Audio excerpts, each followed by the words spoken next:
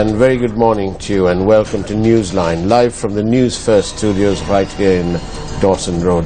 A very wet morning, but nevertheless joining me as usual is Bandula Jayasekara, a very senior veteran journalist. Good morning, Bandula. Good morning, Faraz. Not as veteran as you are. No, right. Mature then. Also joining me is Dr. Kavinda Jayawardena. Good morning. Elected MP from the Gampa district and leader of the district, organizer? No, I'm the district organizer. Oh, the district Gampa organizer for the United National Party in Gampa. Yes. And also joining us is the news editor of the Island newspaper, Shamindra Ferdinando. Very good morning, Shamindra. Morning to you, Farad. Your relative? Certainly not. No? But we are good friends. But you're from the same area? Same district. He's same from district. Nigapu and I'm from Jayala. So they're neighbors. Nearly there. So, Doctor, the most eligible bachelor in Parliament. How have you managed that? I've stayed out of trouble. Right. And what happened? I mean, Hirunika got married about 3 or 4 months ago. Yeah, during the election time, I guess. You paths never crossed? We were neighbors once upon a time. Oh. Yeah. And it's not that she wrote me letters when we were in school. There you are. Yeah. Hirunika? Expose for us. Hirunika, you didn't tell us about this yesterday. But we were good friends. Yeah, and we are still good friends. Good. Shamindra, we have the cabinet spokesperson, Dr. Rajat Senratna, who says in response to the story that Parliament session cost the public 4.6 million, he says that this was far more in the previous government because they had bacon and sausages and so on. Is this all relevant? Is he the master of irrelevance? Looks like. Actually, what he said was the food was better during the previous Parliament. I mean, the old Parliament. Yeah. But we are a poor country. People are struggling to make ends meet. And to hear that our Parliament spent 4.6 million rupees a day. So the Parliament meets 8 days a month. So just imagine, 36 million rupees for a month. And we know that most of the time both MPs representing the opposition and the government skip Parliament. Right? So it's a huge issue. I mean, why on earth people have to spend, because it's taxpayers' money, 4.6 million. So that statement was made by the Speaker, Honorable Karu Jayasuriya. So for Mr. Jayasuriya to make that revelation, I am sure he is upset about it. Sri Lanka, you said, is a poor country, but we sort of have lots of money outside in private hands, in essence. If only Ranil, our dear Prime Minister, if only he can persuade these people to bring their monies back, it'll help the central bank no end. Do you think he will succeed for us Well, in persuading these people? I'm the eternal optimist. However, in this case, I've just got to be pessimistic because dear Prime Minister hasn't even got anywhere remotely close to solving the central bank bond issue. But what do you think of his power of persuasion? Well, I think we're going to have to ask Dr. Kavinda this question. You're young and you're rather new in Parliament. So how do people, the senior parliamentarians, the Prime Minister included, how do they encourage you? Actually, the Prime Minister, since the very first day, he have very clearly told us go to the library and we have to be present in the Parliament every day, every single day, even including for the ministers, cabinet ministers, because I heard back in the days, most of the parliamentarians, as he said, that they skip the Parliament. I think we have been appointed to represent the people of this country and to address their needs. So we have a huge responsibility as MPs, and the Prime Minister have given us very strict orders and instruction. In fact, when we had a training program, he told us, if you're not going to attend to this program, your pratipadana for the next year will be not allocated. I think we need that. We need that push sometime. I'm so glad I'm hearing these positive things about the Prime Minister, and that you obviously appreciate That's right. the path that he's leading you to up. Yes.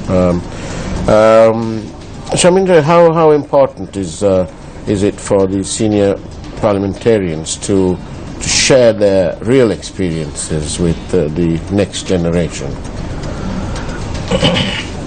You see, there's a huge problem in our parliament.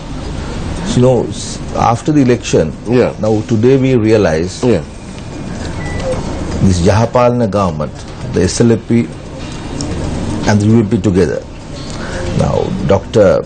Kavinda Jayawardena, I am sure, is unable to speak the truth. As a member of the UNP, he will have to stand by the UNP, otherwise he will get into trouble. That's the truth. But there are a lot of issues in this parliament. Now see, they are talking about various appointments, bringing in money from abroad, those who have taken money away. Up to now, no tangible action had been taken by this government to punish those who had been involved in various rackets over the years. That's right. Over the years. Absolutely nothing. They are yet to appoint the COPE and the PAC, right? Over the years, both the SLP-led UPFA and the UNP totally ignored revelations made by the COPE. No action taken, absolutely no action against any MP or a minister or a secretary to a ministry for the wrong things done. Now see, the previous government, former President Rajapaksa's government, when they found fault, when the Supreme Court found fault with the former Secretary Treasury, Dr. Jayasudhara, he was again given that post. President Rajapaksa wanted to continue with him. Right? So that was the situation. Of course, he did that after going back to the Supreme Court, I think. The Supreme Court the Supreme Court for the LMS affair. Yes, but the subsequent to President Rajapaksa's request for him to come back, they went back to the Supreme Court, and I think the Supreme Court ruled or ordered that the President has every right to appoint, I think under Section 52, that he had every right. I understand the rest of it, which is obviously contentious. But tell me, Shamindra, you, through the newspaper, you shape or you help shape public opinion. What is public opinion? What is your information on that? What do the public feel nearly 1 year into this Yahapalana led by Ranil Wickremesinghe? What's the feedback you're getting? They haven't, I believe, managed to address issues. What are the main issues that are... No, I mean, the economy is at a stance. I mean, nothing moving. I mean, see, if you go back to August 17th and January 8th revolution,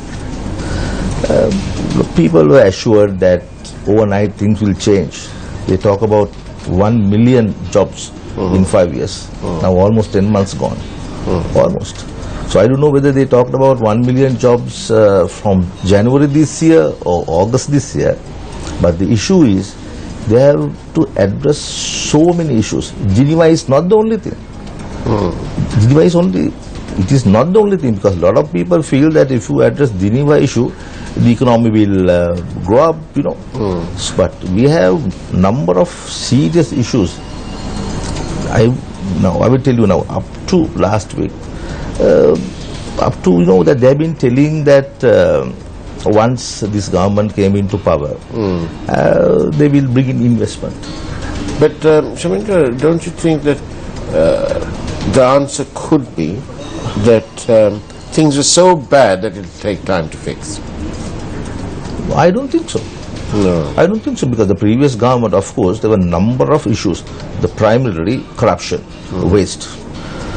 Now, that issue had not been addressed, because most of the people whom As Hirunika Premachandra pointed out here yesterday very clearly, most of the people are in this government. But taking from that, I'd like to ask Kavind, as a young MP, how do you feel being seated with this corrupt, people who have lots of issues and they're still in the parliament? Some people are ministers. How do you feel as a young MP? Yeah, with that, before that, what he said regarding the, giving out jobs, 1 million jobs, and likewise, we can't give jobs to everyone in the government sector. So we need private investors, and we have to convince them to come to Sri Lanka. Last regime, we have lost the faith of international community and private investors to come to Sri Lanka, especially when it comes to BOI and otherwise. When an investor comes to Sri Lanka, from the beginning all the way till top, they ask for bribery and corruption. It was heavily equipped. The whole procedure was, the entire system was corrupted.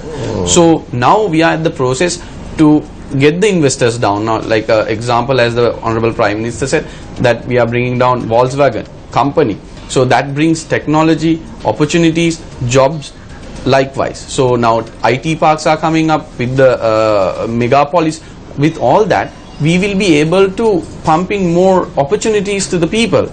And with the educated society we have, the youngsters, so we'll get a lot of opportunities. So now Japan has given us a good this thing, and especially now with the human right case, we will step by step we'll get there. So that is that. And regarding the corrupt politicians, I think the previous program also I mentioned, as leaders of different parties, we have responsibilities to whom we give nominations to contest for elections. And at the same time, as people, general public, we have the responsibility whom are we gonna vote for. So if the politician or your leader is a corrupted politician or a person who's involved with bribery, corruption, and involved with drugs and ethanol, so we have the right to choose the right person. And then I think the media played a good role last general election, and that helped us, like politicians like us, the young politicians, to get to where we are right now, because the media gave us a opportunity to the people, what is black and what is white. Yes, in the same way, Doctor, can you honestly say, hand on your heart, can you honestly say that this government is honest? See, nothing is perfect in this world, right? So honestly, I can't say, yeah, this government is honest. At the same time, I can't say this government is not. So there are honest politicians. As he said, there are politicians who's corrupted, right? As Bandula said. So I don't agree with them. My policy is different. But at the same time, I can't deny their views. Sometimes they have also been elected, right? So what I think is, we all have our duties, we all have our responsibilities. If you are not doing our duty and our responsibility, then I don't think that we should be doing this job. So is it back to the situation where the people deserve what they get? Because they not really. That's why I said initially, the party politics, the leaders of this political parties, respective political parties, have the responsibility who they give nominations to, right? So when you give an opportunity to people, some of the people are not that aware of political system in this country, right? And with the system of this political manapakramya, right, people spend a lot of money, get a lot of publicity, and then they manage to win the election, right? But surely we can address it better, or be more transparent about it, if we have laws that control or makes the funding of elections, campaign funding, laws to control and make accountable those funds. Yes. Isn't that a better choice? That is definitely a better choice. Because then, when it comes to... It will be very transparent. People will know from whom they are getting money, who's pumping the politician money. Right. And in terms of companies, they won't have to go after black money to fund, because it will be It may not be tax deductible, but it will be certainly listed under their expenses column. Correct. Kavinda, did you find it difficult to campaign? Did you have limited resources? How did you? Actually, the party gave us initially amount of money, and then my father's friends and family supported me. But for me, it was not that easy, but it was not that difficult because of my father's background, I would say. And I was at that time I was a sitting provincial councillor, so I had a background, so I had people to support. But there are politicians, young politicians, there are new politicians, new faces who want to do something good for this country, but sometimes they don't have money, they don't have the background, they don't have the capacity, but they have the will to do something for the country. They have the caliber. So I think with this system, sometimes it's unfair for certain people to get into politics because they can't get into politics because of these problems. So I think we have to change the political system. This is very local. People expect things from a politician. Now, as an example, I was telling Bandula today morning, people come to us during Vesak, say, can we get some money for a dansala? And then there is some other function. Likewise, people expect things from politicians, right? We have to change the system. How can a politician give out money like that, right? Actually, it's a question of noblesse oblige, which is the nobility obliges. And in Sri Lanka, the people who don't have ask the people who have, and that's the sort of. But what makes you think a politician has to give out like that? Well, they see the people, see the politicians travelling in upmarket vehicles. I mean, if may I correct yourself? Yeah.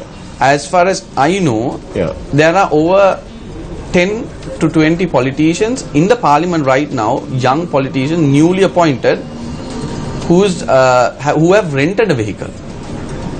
Right, from their friends and their family? Rented, like, given money and rented a vehicle, because they don't have a vehicle to drive. Yes, but I mean, I take the point. What I'm saying is that yesterday I was having a chat with another colleague of mine, and that politician is living in another friend's apartment till they get the official house. Well, it's certainly hard. You make it sound as though it's very hard. It is. I don't know for politicians like us. I'm sorry, I don't have a box of tissue here because I have to wipe my tears. I can't tell the names, that's not right. I'm telling you the sad, truth. really. I'm telling you the truth. We have in fact written a letter and given saying that these are the problems some of the politicians has. But if I had my way, I would force all members of parliament, the Prime Minister and the Speaker and everyone included, without exception, I would force them to travel in a low-end car, and so that they can really experience the roads. Because when you're traveling in a upmarket 10-15 million rupee vehicle, the potholes don't seem to be there. But they are if you're traveling in a small 800cc car. Now, let's move on to this. I want you, as an opinion maker, as somebody who helps shape public opinion, what are your thoughts on these various issues like the bond, avant-garde, the highways? What are your thoughts on those? Before that, I'd just like to add something to what Dr. Jayawardena said. I think I don't believe it, frankly, because see, all the people who are in this parliament are well off, almost all. Either they came from the provincial councils like you, and where they have received duty-free vehicle permits. Now here in this parliament, We didn't get duty-free vehicles. Many received, and here in this parliament, one of the first things they did was they received duty-free vehicle permits. No, we didn't. As revealed by Sirasa, We didn't. by Bandula Jayasekara, because no, I must tell you, when Bandula interviewed Mr. Mayadune, he very clearly said on the first day, when he said that I am not going to stay in parliament, I am leaving, they still offered him a duty-free permit. This time? Yes, No. came on Sirasa, I mean. So, your question, Yes. I believe the parliament, both major political parties, have no real interest in pursuing these matters. No real interest. Well, For them, it's politics. It's the bond, the avant-garde and highway. Certainly. No, I mean, for them, it's a political issue to come into power. So they'll use those issues, like the issue regarding the Chinese. Now, until recently, they were talking as if the Chinese were the worst people on earth. This government. Now, recently they say the Chinese subs are free to visit Colombo, right? So all these issues, if you take the bond issue, the opposition took that issue in a very big way. But during the previous regime, similar allegations were made against the previous government. Similar allegations, the same lot. So, I think it's a continuing process, like Geneva, right? These people are the politicians, the major political parties. But what about the highways? They actually, more or less, the only thing they didn't do is name the company in the manifesto. But then they re-awarded it to them. Yes. So I mean, if you take highways plus all the other big contracts, the same people are there, still there. All of them. Because see, people switch sides. Do you think they've been bought over? You can put it that way too. Yes. Then They what switch about sides. this avant-garde? That's a big issue. Avant-garde, obviously, the Attorney General's department is in turmoil over that, right? They're divided very clearly. But at the same time, I must say that it was a legitimate operation. Very legitimate operation conducted by the previous government, and the international community was fully aware of it. See, the avant-garde had been part of an international operation. But the issue was avant-garde, because its connections with the previous government, it was given, all the others were removed from the scene.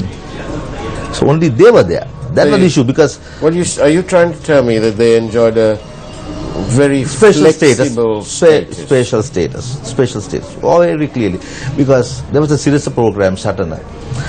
During that program, Chandana Surya Bandar, at the end of the program, he asked those people on the panel, he said, you people are complaining because you did not get the business. That was the truth. There's actually, the issues with avant-garde are many. Yes, several. But as the former Chief Justice said in the Water's Edge and the Lanka Marine Services cases, it's always a good idea to start at the beginning. And the beginning here is clearly when the Ministry of Defence, through Ratna Araksha Lanka, signed this agreement with avant-garde. Yes. I think there were about 7 agreements, separate. That's right, but the point is that the beginning was wrong, because there was no transparency, there was no evaluation of avant-garde, there was no equitable playing field, and the agreements now that we all have copies, appears to be inequitable. There is no need for the Sri Lankan government to give permission for an armoury to be operated in international waters. That's not the issue. We must get to the heart of it. That's the first thing. The second thing, and therefore, let's say it openly, the first thing is to find out whether the former Defence Secretary acted on a solo adventure. That is the first thing. The next thing in terms of criminality is to find out and to ask the government to answer this question. And that question is very simple. Did avant-garde breach the firearms ordinance of Sri Lanka? It's very simple. Answer that question. And thereafter, everything else will follow.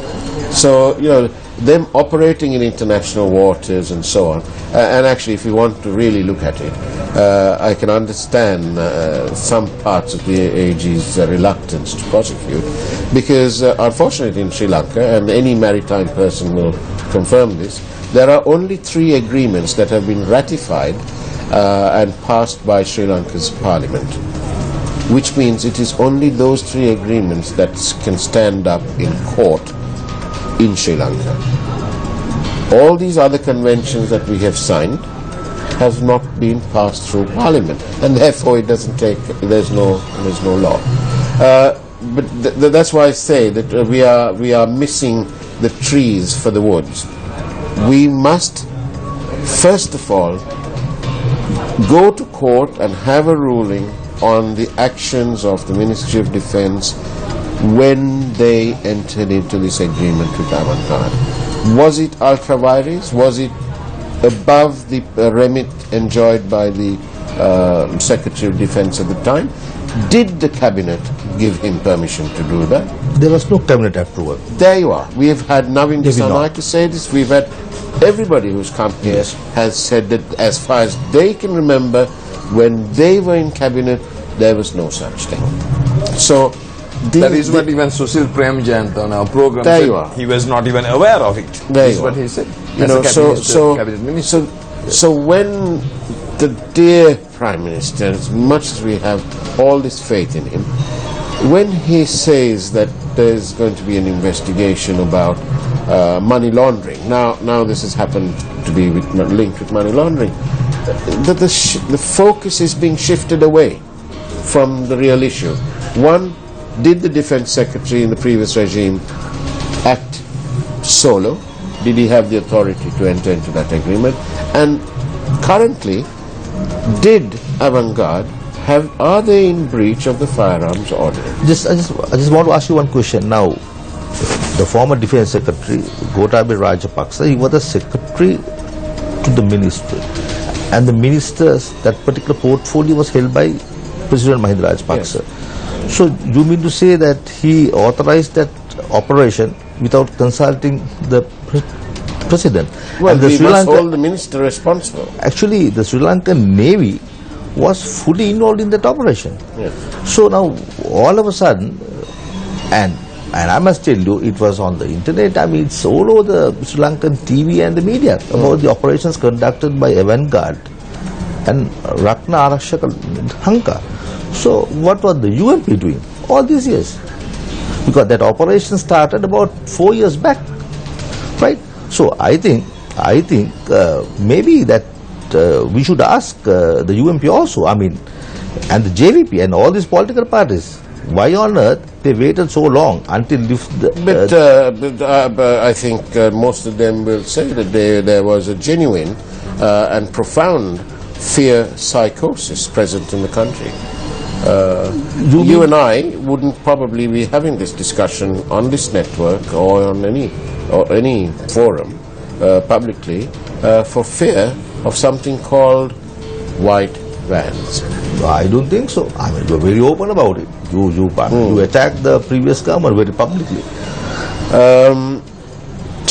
We've only got 60 seconds. I know that's a long time, but really the people involved should be arrested, grounded. The weapons should be taken into the custody of the Sri Lankan forces, and the matter should be laid to rest, and we should get on with it. Yes. Instead of hiding in committees and corps and perks and parks. On that note, Bandula, thank you very much for being present. You've given up your trip to Kurunagala Thank you. this morning. Of course, we're having a function, an event to protect our children.